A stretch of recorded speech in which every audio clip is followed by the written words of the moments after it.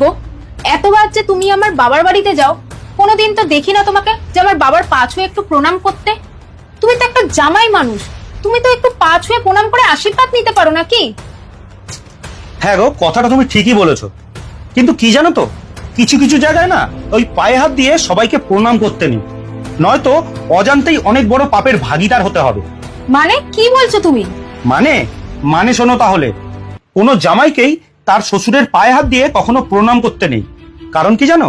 কারণ হলো, যখন থেকে মহাদেব প্রজাপতি দক্ষের গলা কেটে দিয়েছিল, তখন থেকেই কোনো শ্বশুর মশাইকে তার জামাইয়ের প্রণাম নিতে নেই।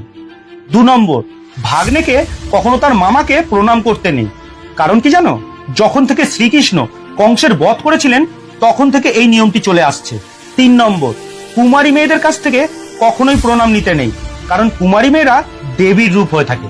4 নম্বর, নিজের মেয়ের কাছ থেকে বাবার কখনো পা স্পর্শ করে প্রণাম নিতে নেই, কারণ মেয়ে জন্মের সাথে সাথেই সে লক্ষ্মীর রূপ হিসেবে জন্মগ্রহণ করে। 5 নম্বর, কোনো সন্ন্যাসীকে নিজের গুরু ছাড়া অন্য কারুর পা স্পর্শ করে প্রণাম করতে নেই।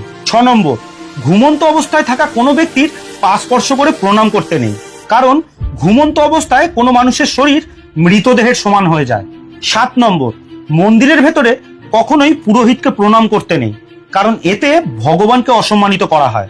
8 নম্বর, ভজন করা ব্যক্তি অথবা পূজায়রত ব্যক্তির পা স্পর্শ করে কখনো প্রণাম করতে নেই।